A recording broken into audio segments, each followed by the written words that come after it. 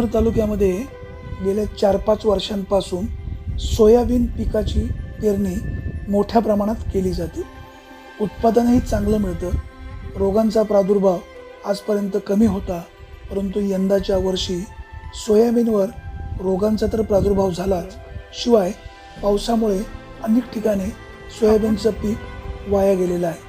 त्यामुळे यंदाच्या वर्षी सोयाबीनचं उत्पादन घटणार आहे. सोयाबीनमधून 4 पैसे आपल्याला हमखास मिळतील या आशेने बळीराजाने यंदाच्या वर्षी मोठ्या प्रमाणामध्ये सोयाबीनची पेरणी केलेली आहे. परंतु निसर्गाच्या लहरीपणामुळे परतीच्या पावसाने शेतकऱ्यांचं सोयाबीन अधिक प्रमाणामध्ये उद्ध्वस्त झालं आहे. त्यामुळे यंदाच्या वर्षी शेतकऱ्यांना सोयाबीनच्या पिकामधून फारसं उत्पादन मिळेल असं दिसत नाही. सध्या अनेक ठिकाणी सोयाबीन काढणीचं काम सुरू आहे, परंतु पावसामुळे सोयाबीन खराब झाल्यामुळे उत्पादन कमालीचं घडलं. शेतकरी निसर्गाच्या लहरीपणामुळे दिवसेंदिवस अडचणीमध्ये येत चाललेला आहे. या बळीराजाला सरकारनं धीर द्यायला हवा.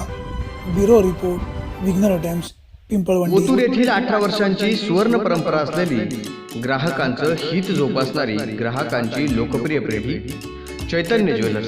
ओतूर येथील चैतन्य ज्वेलर्स आता ग्राहकांच्या सेवेकरता आळेफाटा या ठिकाणी ग्राहकांच्या सेवेत रुजू. आपल्या प्रत्येक शुभ कार्यात दागदागिने घडवायचे ते फक्त चैतन्य ज्वेलर्सचे.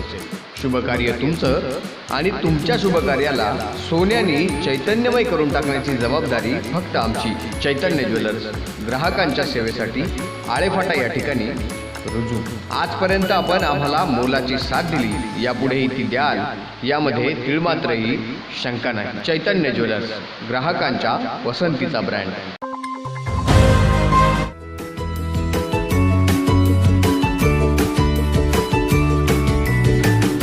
बातम्या शेतीच्या,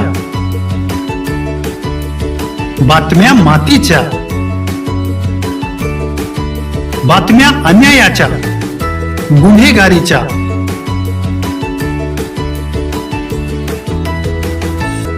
राजकारणाच्या आणि समाजकारणाच्या, शोषणाविरुद्ध बुलंद आवाज, जनसामान्यांच्या हुंकाराची गाज, सत्कार्याला प्रोत्साहन, दुष्कृत्याला अनुशासन, निर्भीड, निस्पृह, सडेतोड, बेधडक आणि रोखटोक म्हणजेच विघ्नहर टाइम्स. शोध बातमीचा, ध्यास सत्याचा. आपलं चॅनल, आपली बातमी. सबस्क्राईब तर कराच, पण बेल आयकॉनवर क्लिक करायलाही विसरू नका.